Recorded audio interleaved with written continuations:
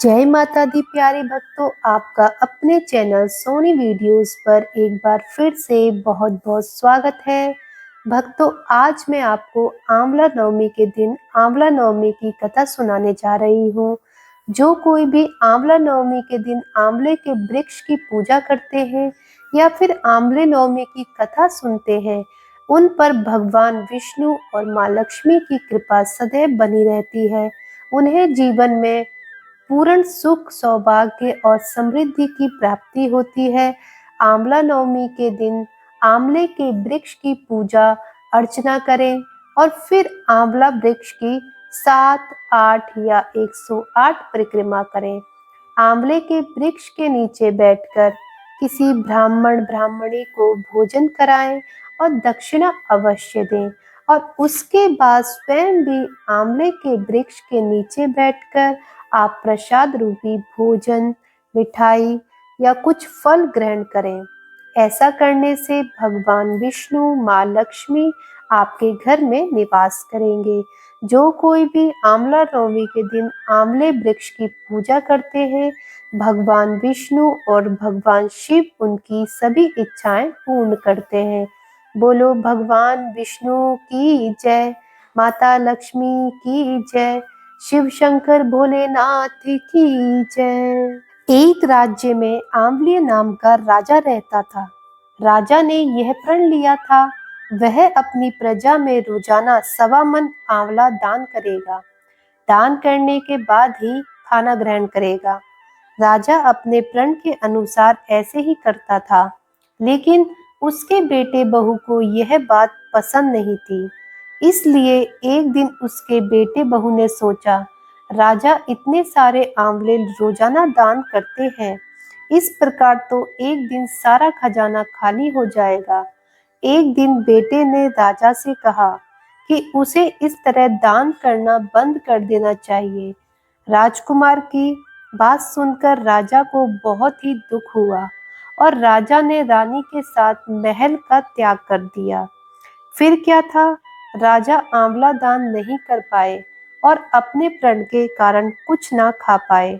जब भूखे प्यासे 7 दिन हो गए, तब भगवान को उनके ऊपर दया आई।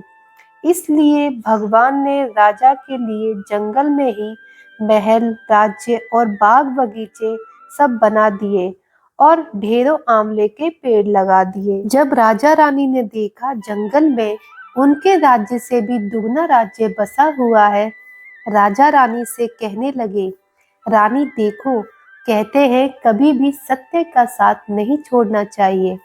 आओ नहा धोकर आंवला दान करें और भोजन करें। राजा रानी ने आंवला दान किया और भोजन खाया और खुशी खुशी नए महल में रहने लगे। उधर आंवला देवता का अपमान करने व माता पिता से बुरा व्यवहार करने के कारण राजकुमार के बुरे दिन शुरू हो गए। उसका राज्य शत्रुओं ने छीन लिया। वह दाने दाने को मोहताज हो गया और काम ढूंढते हुए अपने पिता के राज्य में आ पहुंचा। उसकी हालत इतनी बिगड़ी हुई थी कि पिता ने उन्हें बिना पहचाने हुए काम पर रख लिया। बेटे बहू सोच भी नहीं सकते थे कि उनके माता पिता इतने बड़े राज्य के मालिक भी हो सकते हैं, तो उन्होंने भी अपने माता पिता को नहीं पहचाना। एक दिन बहू ने सास के बाल बनाते समय उसकी पीठ पर मस्सा देखा। उसे ये सोचकर रोना आने लगा कि ऐसा मस्सा मेरी सास के भी था। हमने ये सोचकर उन्हें आंवले दान करने से रोका था कि हमारा धन नष्ट हो जाएगा। आज वे लोग न जाने कहाँ होंगे।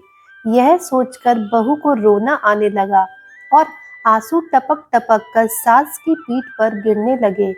रानी ने तुरंत पलटकर देखा और पूछा, बेटी तू क्यों रो रही है?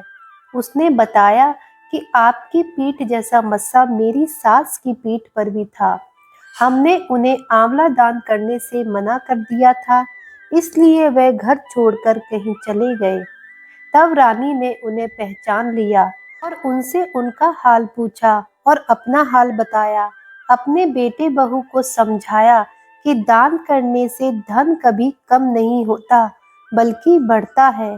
बेटे बहू भी अब सुख से राजा रानी के साथ रहने लगे। इति कथा समाप्तम। बोलिए विष्णु भगवान की जय। तो दोस्तों, जैसे अम्लीय राजा ने सत्य का साथ नहीं छोड़ा, ऐसे ही हमें भी सत्य का साथ देना चाहिए और हमेशा दान पुण्य करते रहना चाहिए। धन्यवाद।